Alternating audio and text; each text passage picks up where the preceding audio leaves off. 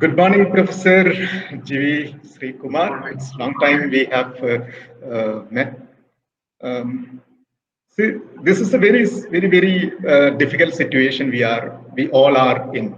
So, what do you think about the lifestyle and design perspective, its trends and all, and how it is gelling with the common man's life in India, basically, in this pandemic situation? See, all human beings are going through a bad time. So there is a lot of psychological and physical impact on this lockdown in everybody's life. So designers are not immune to it. We are also going through a very tough time, and students, design students, are also going through a very tough time. It's a challenging time. And now, when I look back, the last 1 year, whatever has happened, I realized that every event, to be philosophical, everything happening around us has a positive and negative impact. So, like this pandemic and the lockdown and all that, it has created a lot of inconvenience and a lot of psychological pressure. But I am looking at it in what are the positive things happening. So, we got a lot of time to spare because sometimes people spend around 3 4 hours a day traveling to work and all that. And in the creative industry, I think it has given us an opportunity to look inwards, look at our own work, where do we stand. Also look at other people's work because now after this pandemic, last March to this today, this year June, I got a chance to look at lot of youngsters' work which otherwise I would have never done that. For example, Instagram. Now I am looking at the work of around 150 calligraphers around the world. I never got a chance to do that in the normal time before the pandemic. And lot of youngsters in India have started taking up calligraphy and design as a very serious matter. So I am looking at the positive side. Negative Yes. side is that there is a lot of psychological pressure. Students are really um, troubled by this because, as you know, human beings, we are social animals. We can't Yeah. live without interacting with other human beings or pets or animals and trees and nature and all that. So we are living inside this bottle for a long time. So it is bound to impact. But if you look at the designers, what they can do, since you mentioned society, I just came across 2 months back a very good initiative by Lintas that they realized that there are a lot of people who migrant workers and unskilled workers have lost their jobs and they are in real trouble. And as slowly the first wave started reducing, there are a lot of businesses who wanted to have laborers they were not getting. So they created a nice platform for migrant workers to register their number and address and their what kind of if they are skilled laborers, what kind of skill, and then they connected these two groups: people who want laborers and laborers who want jobs, and linked them together. So that is a wonderful initiative from the design community. I think we should all do more like this. Now I'm afraid the designers we are all working inside this thing of creativity, but we need to come out of it and do think seriously about what we can do to the society. Okay. Like I'm helping out a lot of students who are having problems other than design because of the pandemic. There are some students who are depressed because of the situation, like they have stuck into a room, sharing with a sibling and attending classes, and a lot of this kind of issues are there. So we need to do something which can help the society. Okay. So you've been in the mainstream industry for quite some time and then moved to academics. So how you relate that? Is it that in design we need to have that set of like an experience from the mainstream and then share our experiences to the next generation? I think that will be really working well with you also. Yes, it is very, very important. Personally, in a communication design background, I really feel that it is very, very important to have a good industry experience because lot of things you learn in the industry are never mentioned in any textbook or any website in the world. And you learn when you are in the industry. One good thing is you learn things which are very specific to a market situation in one particular context or in one particular country or in one particular state. So when I do a design project in Kerala or in UP or Bengal, sometimes the things will be different in the industry. Some of the industry norms and the ethics and the procedures will be different. And when we are working in print media, for example, the printers, how they deal with designers are different in different parts of the world. And within the industry also, when I'm working for a newspaper in Bombay and when I'm working for a newspaper in Delhi, things can be different. So, whatever I have learned in my industry experience is that there are a lot of things in design which nobody has ever mentioned in any text. So, here, apart from giving design inputs, there is one course called design technology where we teach things about the technology of design. So in print media, for example, how do you manage crop marks or registration, or how do you manage a seven color printing or embossed and die cut? So many things which you learn from the industry became very useful. So that is where the value addition comes, that a faculty member who has got uh, enough experience in the industry definitely adds value. But one good model IIT is all IITs are following is that IITs encourage all faculty members to work in the industry. Industry. So there is a department, administrative department, which is set up only to handle the relationship between industry and the faculty. So if a design project comes, we are encouraged to take it up and work and receive remuneration in the name of the institute. And this department will take care of all your things about the client relationship, taking money from them, agreement, MOU, NDA, all those things. So you don't have to, as a faculty, if somebody approaches you to do symbol for somebody or do a magazine, we don't have to worry about it. The institute encourages you to do it. So that way, all faculty members are very clued into the industry. Okay. And in industry, you also get to learn from a lot of good people in the industry. I have learned from all the editors I have worked with in the industry.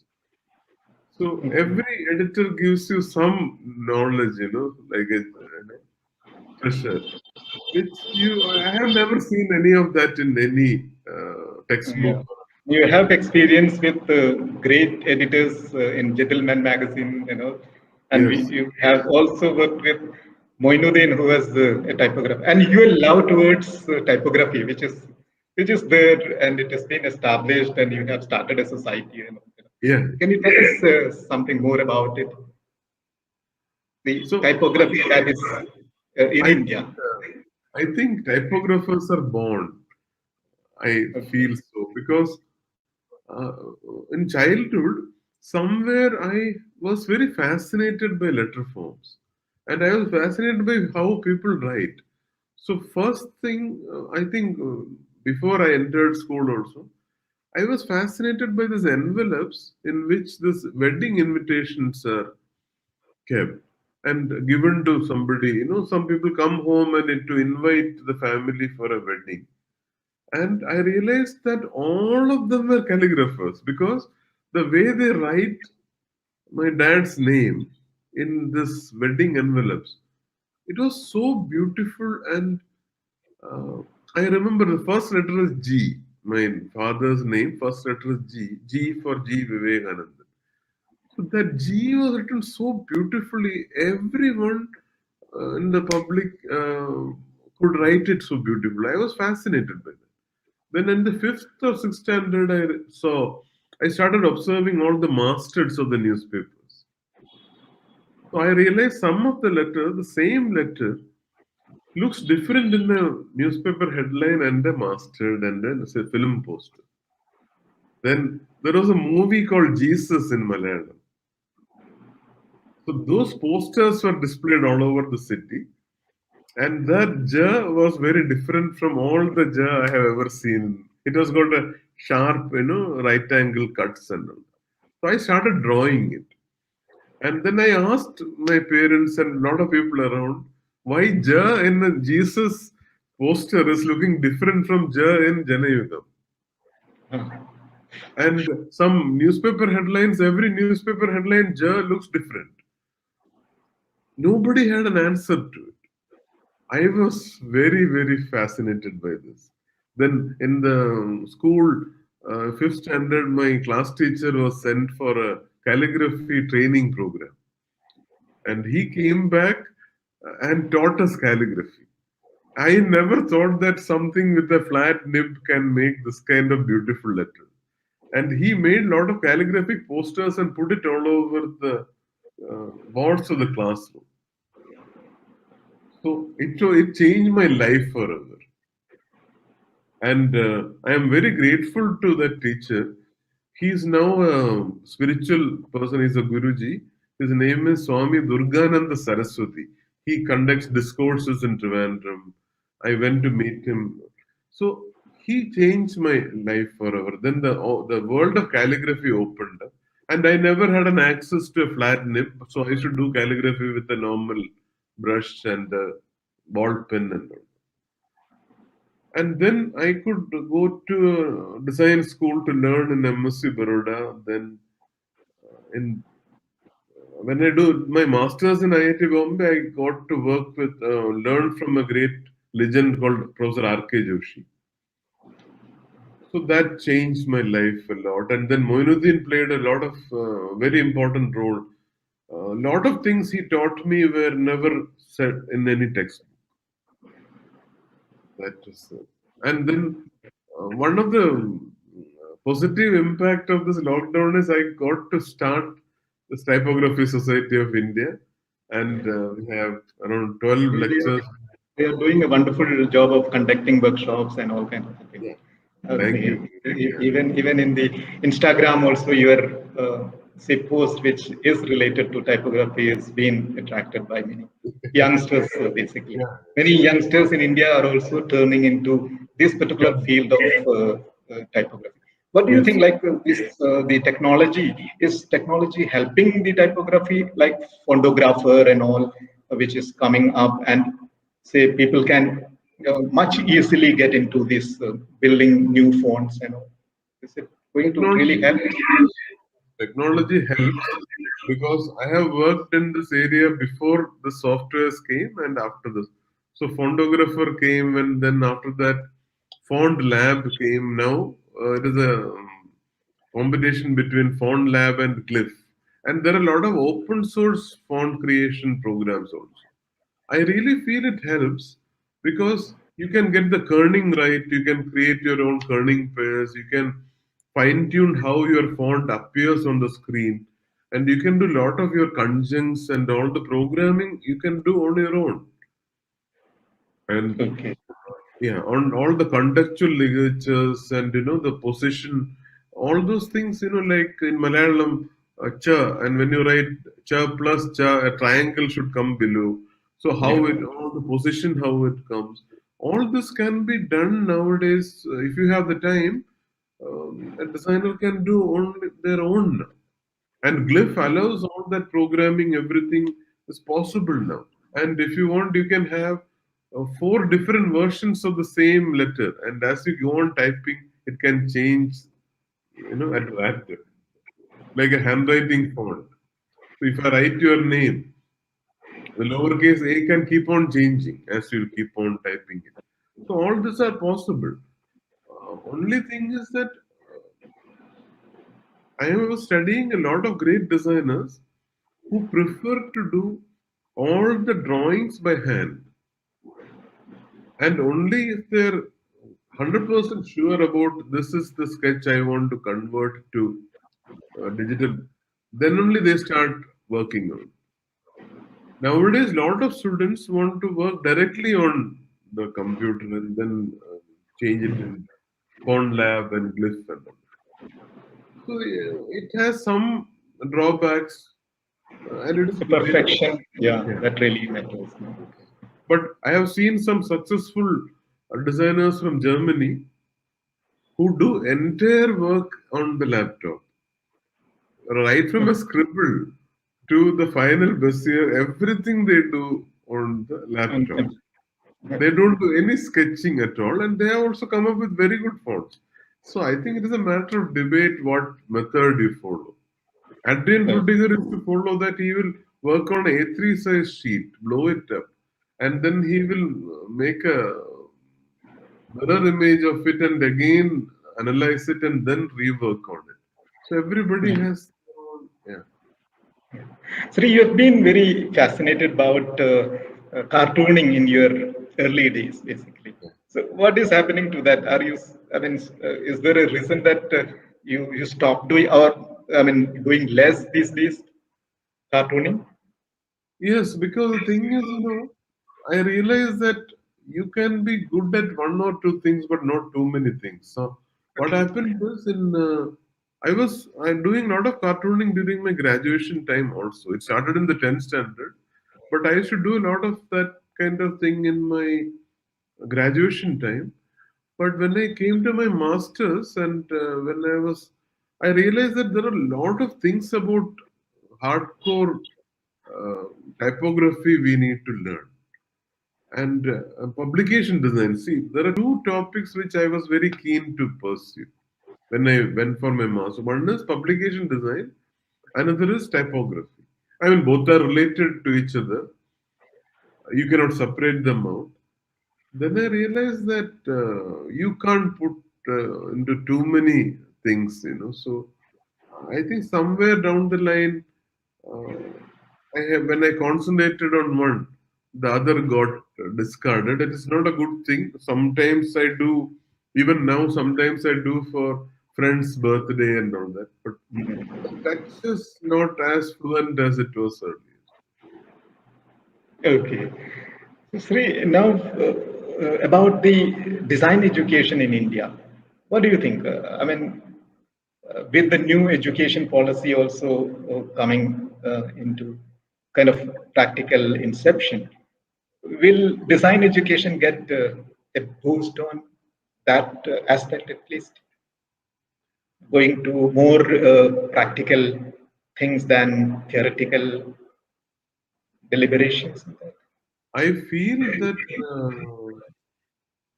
the new education policy requires a new look at design education. I am not sure about all the contents of the new policy. I really hope and pray and wish that government sets up some kind of body which looks at design education, which was never done before.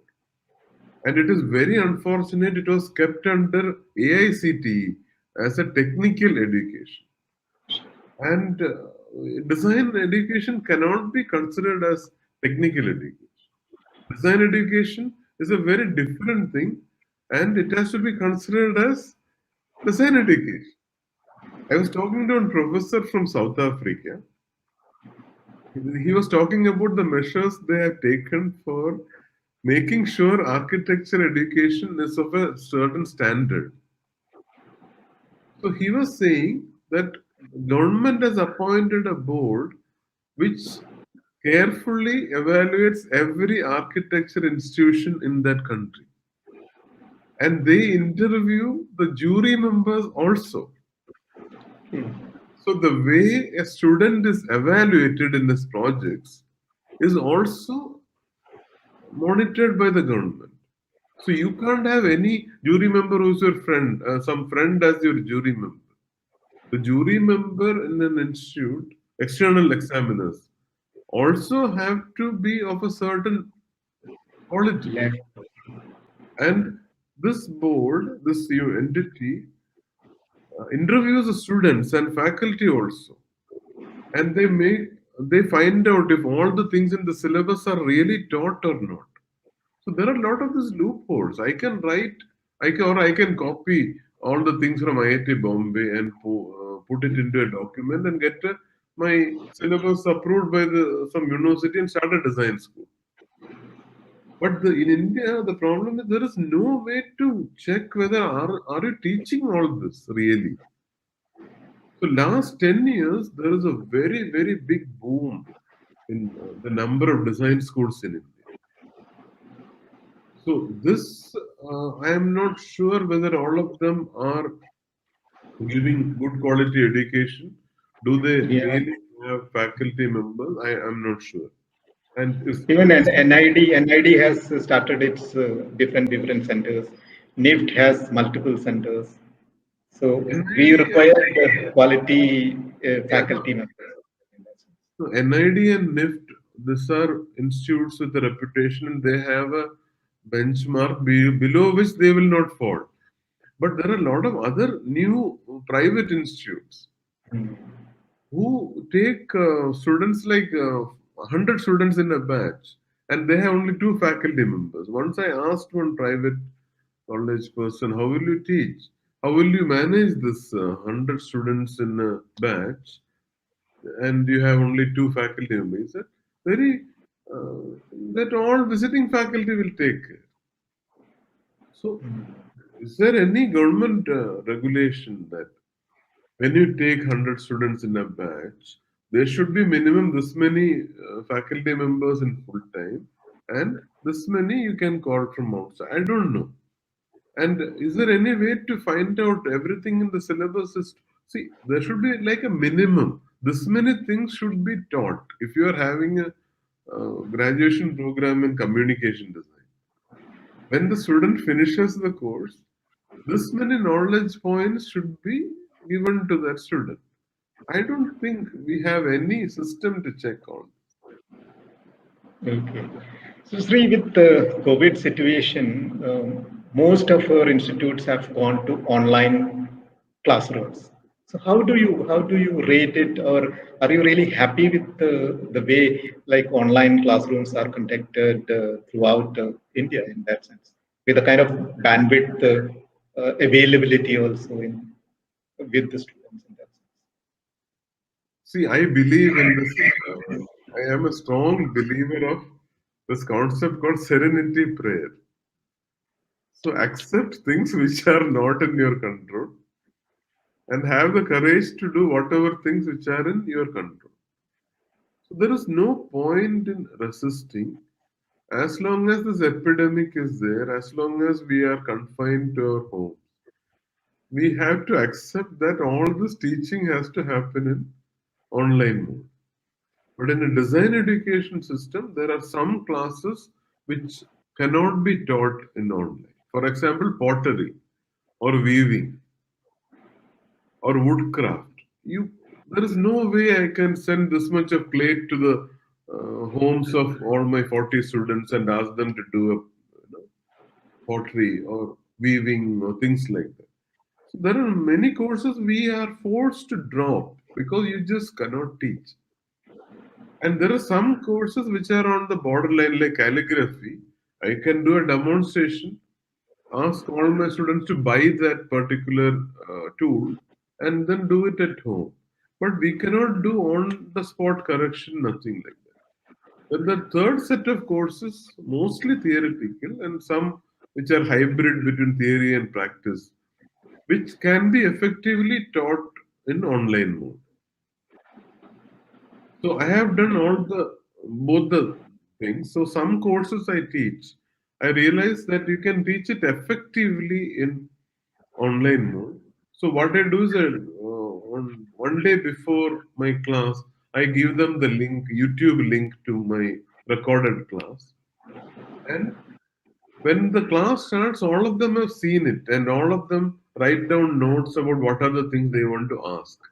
And many students felt it is a good thing is because if they don't understand the concept, they can rewind and see, which Yeah. you won't get in real life.